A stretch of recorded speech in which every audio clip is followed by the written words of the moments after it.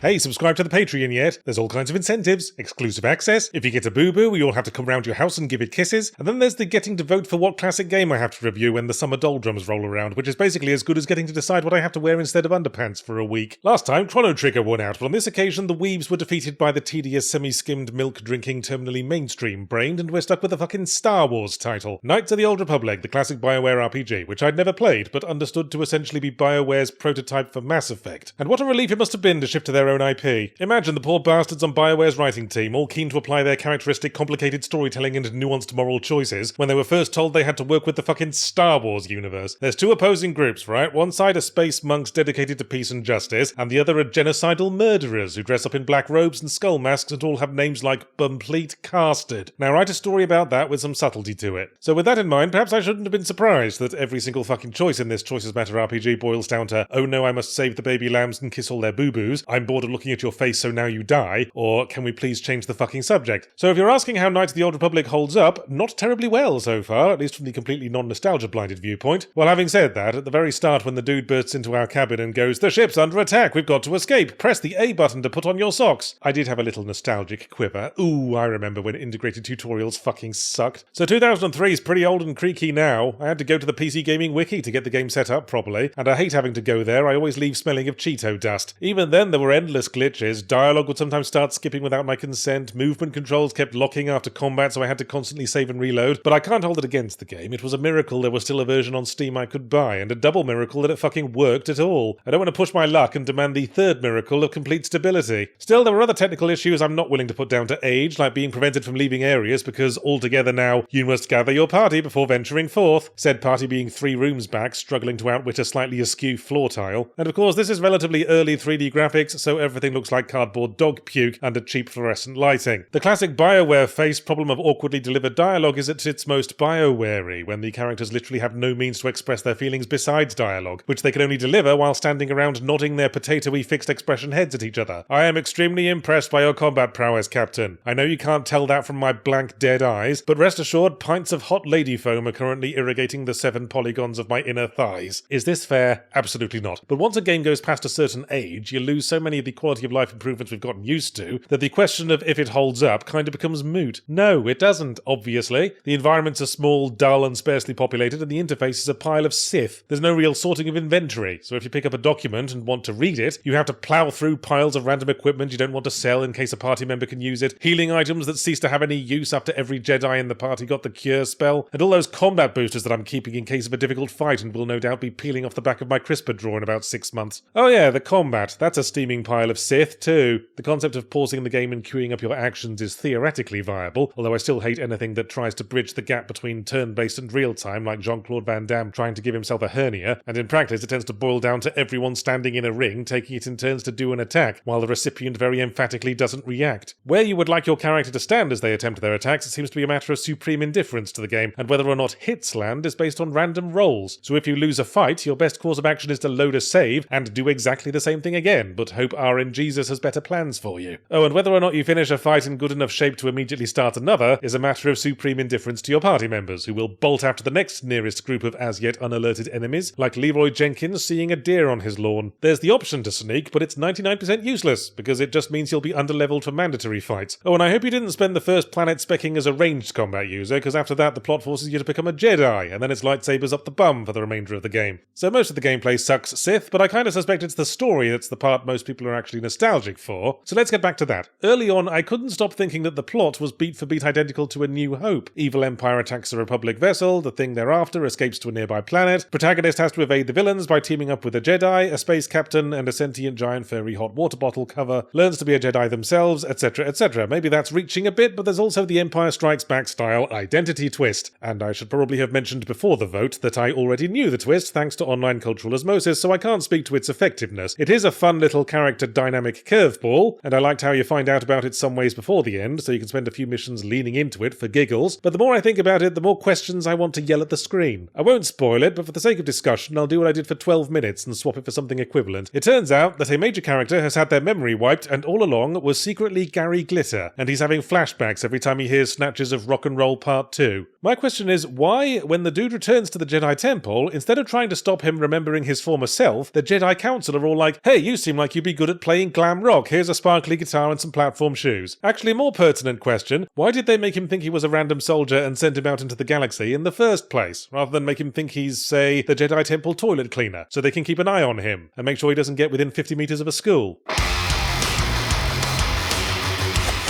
This video is brought to you by Game Maker, the free, fast, and easy-to-use 2D game engine that helps power modern classics like Undertale, Hotline Miami, and Hyper Light Drifter.